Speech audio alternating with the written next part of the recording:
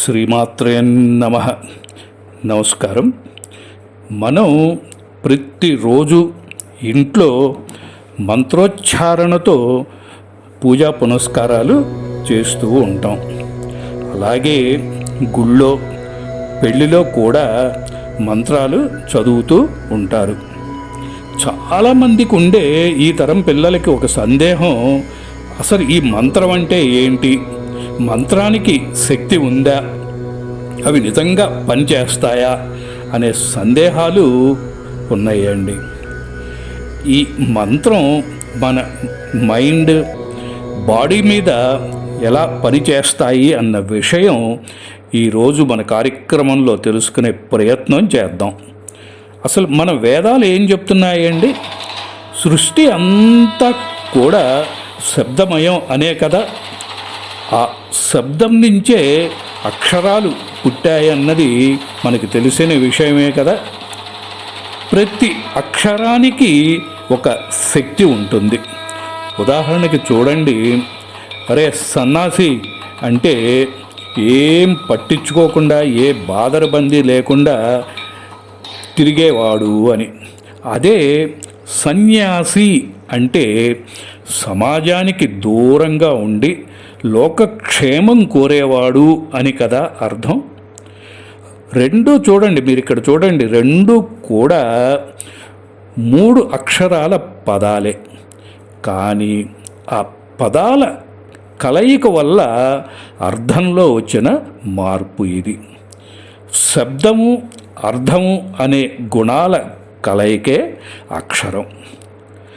దేవతలని కదిలించే అక్షరమే మంత్రం.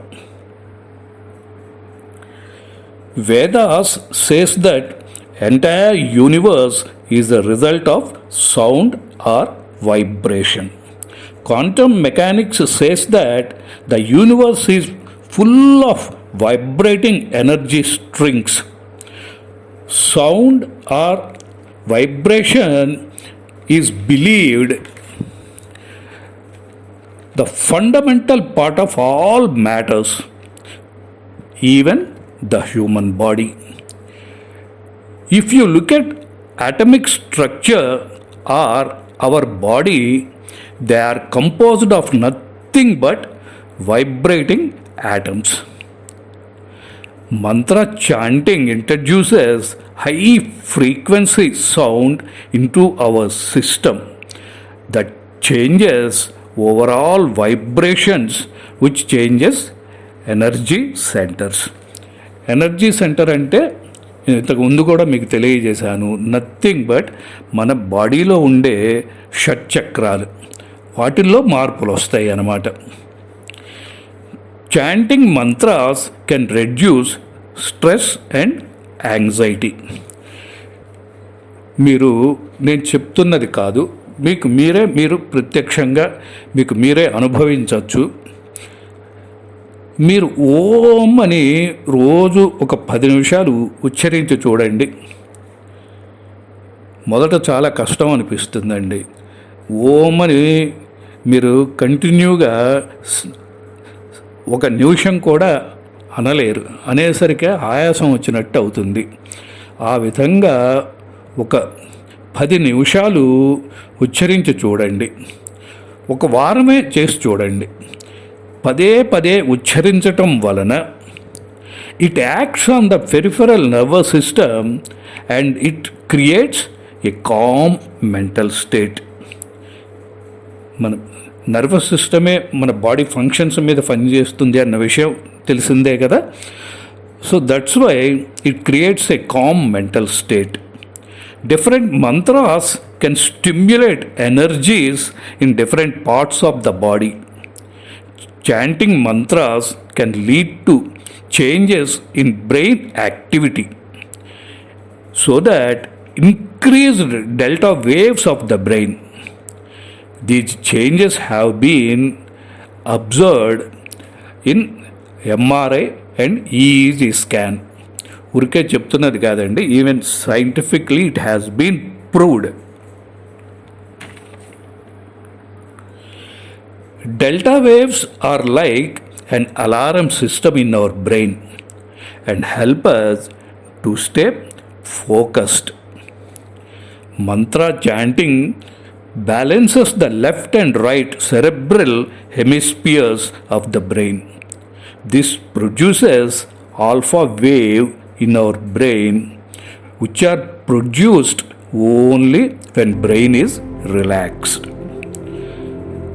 Mantras increases the blood supply in the regions of the brain associated with memory.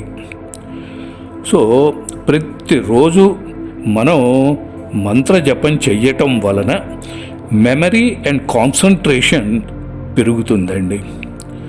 ప్రతిరోజు మంత్రజపం చెయ్యటం వలన it thickens our prefrontal cortex, which is responsible for willpower.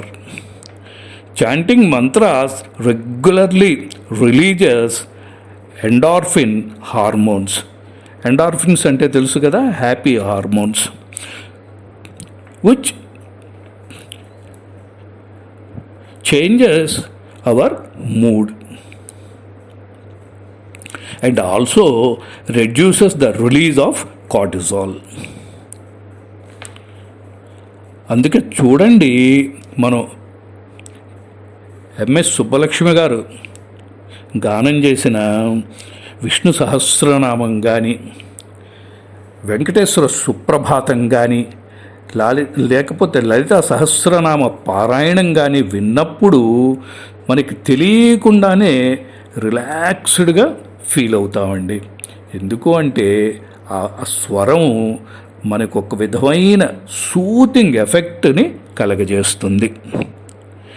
Chanting mantras loudly stimulates our vagus nerves, which improves blood flow to digestive system and improves metabolism.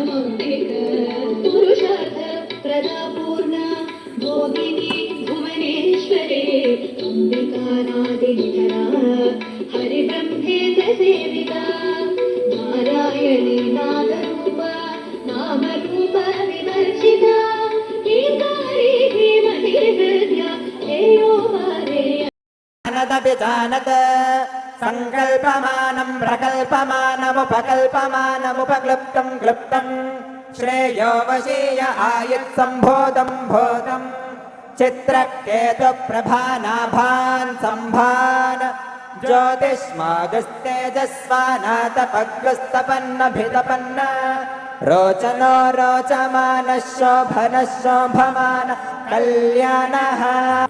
అందుకే ఇక్కడ చూడండి, ఘనాపాటి గారు వేద ఆశీర్వచనం కానీ వేద పఠనం కానీ చేస్తున్నప్పుడు మనం ఒక విధమైన అలౌకిక ఆనందాన్ని, మనకి తెలియకుండానే మన మైండ్ కామ్ అయిపోతుందండి, తెలియకుండానే ఒక విధమైన ఆనందాన్ని పొందుతాం.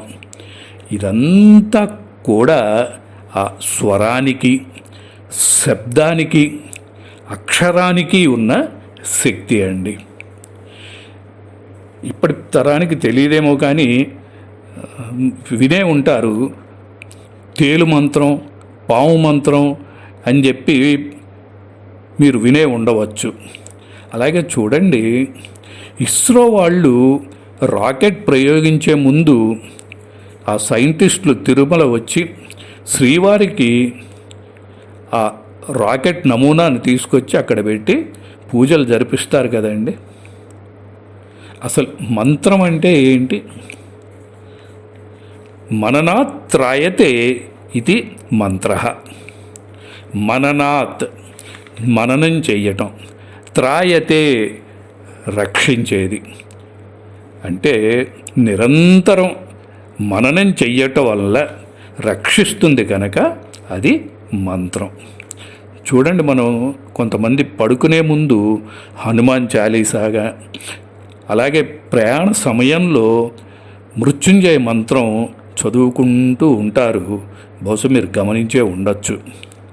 అంటే మంత్రానికి శక్తి ఉందనే కదండి దాని అర్థం. క్షరం ప్రధాన అమృతాక్షరం అంటుంది ఉపనిషత్తు. అమృత సిద్ధి కలిగించేవి సార్థకమైన అక్షరాలు. అందుకే మంత్రం అమృత బీజం. మరొక కొత్త అంశంతో తదుపరి కార్యక్రమంలో మళ్ళీ మనం కలుసుకుందాము. సెలవు. నమస్కారం. స్వస్తి.